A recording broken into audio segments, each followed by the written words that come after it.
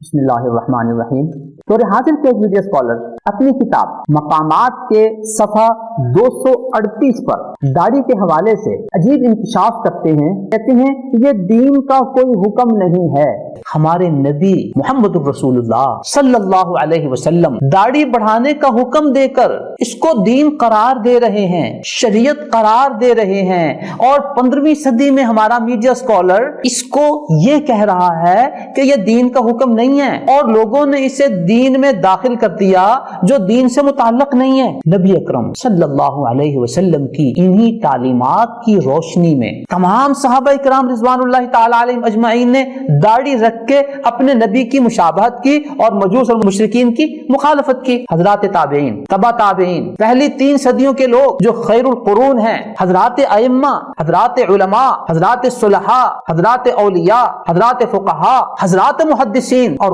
امت اسلامیہ کی تمام ہستیاں، تمام اکابر، انہوں نے نبی اکرم صلی اللہ علیہ وسلم کے اس حکم پر لبیک کہا، اس کی تعمیل کی، مسلمانوں کے شعار کو اپنایا، مشرکین کی مخالفت کی، مجوس کی مخالفت کی۔ ان سب چیزوں کے اگینسٹ آج 15ویں صدی کا میڈیا اسکالر اگر داڑھی کو دین کا حکم نہیں سمجھتا، داڑھی کو دین میں داخل نہیں سمجھتا، تو اب بڑی وضاحت کے ساتھ آپ فیصلہ کر سکتے ہیں کون نبی اکرم صلی اللہ علیہ وسلم کی تعلیمات پر لبیک کہہ رہا ہے اور کون انہیں ٹھکرا رہا ہے، کون مسلمانوں کے اس شعار اور علامت کو اپنا رہا ہے، مجوس اور مشرکین کی مخالفت کر رہا ہے، اور کون اس سے ہٹا کر مسلمانوں کی مشابہت اور نبی کی مشابہت سے منع کر رہا ہے، اور خود بھی اور لوگوں کو بھی مشابہت کا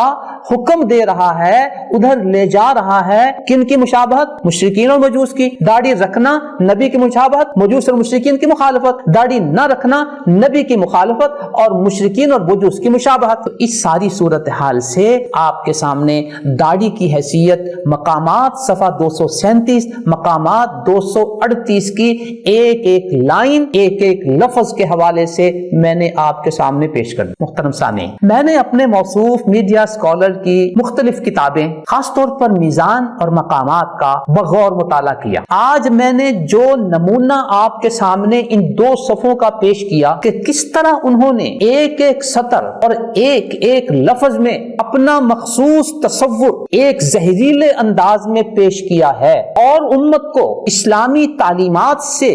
دور کرنے کی کوشش کی ہے، یہی الفاظ کا کھیل اور یہی میٹھا زہر آپ کو ان کی ہر کتاب کے ہر صفحے، ہر سطر اور ہر لفظ میں ملے گا۔ یہ ایک نمونہ یہیں تک محدود نہیں ہے، ان کی تمام تعلیمات میں، کتابوں میں، سطروں میں الفاظ کا کھیل آپ کو نظر آئے گا، اور نتیجہ کیا ہوگا کہ یہ ہمیں ایک ایسے اسلام کی طرف لے کر جا رہے ہیں جو نبی اکرم صلی اللہ علیہ وسلم اور 1400 سال کے مسلمانوں کا اسلام نہیں بلکہ ان کا مزعومہ اسلام ہے۔ میں نے اور آپ نے جس نبی کا کلمہ پڑھا ہے، اس کلمے کی روشنی میں آج ہمیں فیصلہ کرنا ہے کہ ہم نے کس اسلام کو اپنانا ہے اور کس اسلام کو ٹھکرانا ہے، کس اسلام پر عمل کرنے میں ہماری نجات ہے اور کس اسلام پر عمل کرنے میں ہماری دنیا و آخرت کی تباہی ہے۔ جو اسلام یہ ہمارا میڈیا اسکالر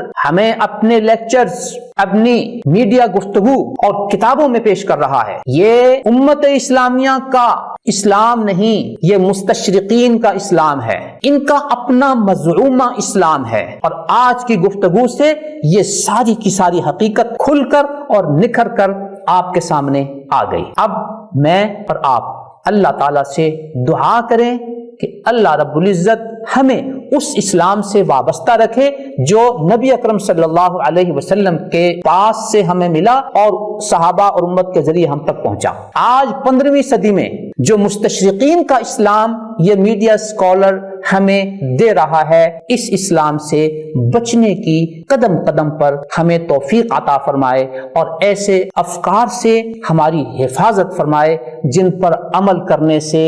ہماری وابستگی نبی صلی اللہ علیہ وسلم سے نہیں ہوگی، صحابہ اور امت سے نہیں ہوگی، بلکہ مستشرقین اور اس میڈیا اسکالر سے ہماری وابستگی ہوگی۔ ہماری نجات اس اسلام میں ہے جو نبی اکرم صلی اللہ علیہ وسلم سے ملا، اور ہماری تباہی اس اسلام میں ہے جو مستشرقین کے توسط سے یہ میڈیا اسکالر ہمیں اور آپ کو اسلام بنا کر سمجھا رہا ہے۔ دعا ہے اللہ تعالی ہمیں صحیح بات کو سمجھنے کی اور صحیح بات پر عمل کرنے کی توفیق عطا فرمائے،